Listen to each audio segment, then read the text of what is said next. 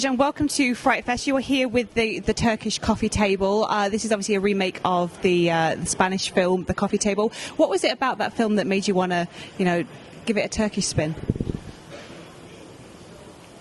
The baby trauma, and the fact that when you do something in a little social claustrophobia of the family, it has a big echo on the society that it is set in. So doing something like this in modern Turkey, where it's getting crazier and crazier, I thought it was going to ring really interesting, and I hope it did. And Turkish audiences loved it so far, and I hope FrightFest audience will enjoy it too. And obviously you kind of touched upon it there, but what do you think it is about killing children in films that is still taboo? Because it has been done quite a lot. After becoming a father myself, it's really much more difficult for me to endure those scenes as an audience.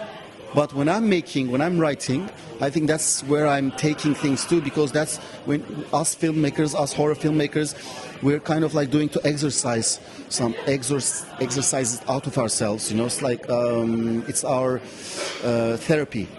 So I think that's one of the biggest tragedies and biggest scares, biggest things that we're afraid of. So I think we go there to therapy that.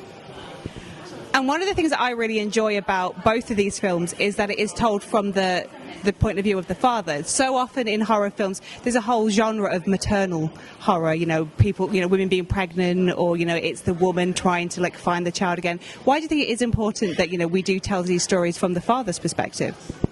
It's like two sides of a coin. Both have their very interesting aspects. And after Baskin, for three feature films straight, I had a female lead, and this one happened to be about a father, and I just went with it. But I think one of the differences between the original film and Turkish Coffee Table is the relation between the father and the wife. There's a scene in the kitchen where we see the more loving side of the couple, which was important for me, which makes the whole thing even more tragic, if you will. So, yeah. And let's just briefly go back to Baskin. That premiered, that was a FrightFest Glasgow, I believe. So this has been quite a long journey with FrightFest. What is it about this festival that you enjoy so much?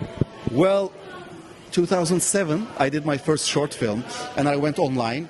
I typed International Fantastic Film Festivals or International Horror Film Festivals, and a FrightFest. What is this? And then I applied, and then a couple weeks or months later, Paul McEvoy replied to me, and this was my first introduction to the whole genre community. And when I came here, I found my kind of people, because in Turkey, unfortunately, art house cinema and horror, they have a big gap in between. I think this goes for many places in the world, but in Turkey especially, horror is only associated with Hollywood.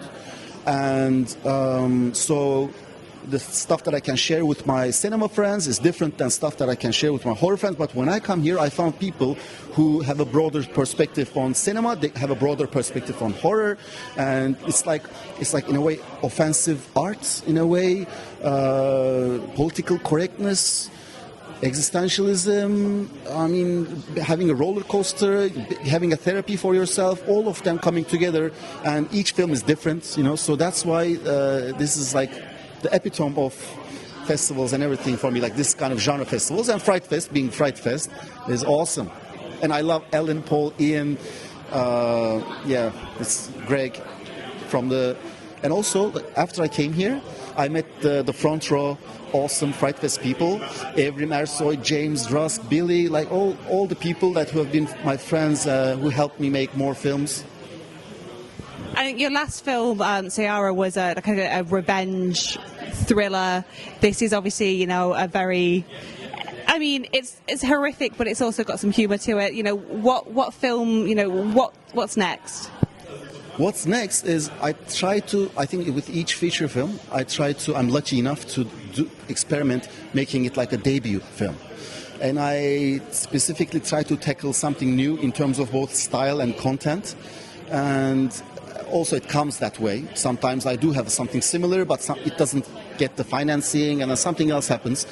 And now I have a erotic French New Wave love letter type of film that I recently finished. It's in Turkish language, and yeah, it's called Beril XXX. So we'll see how that goes. Yeah.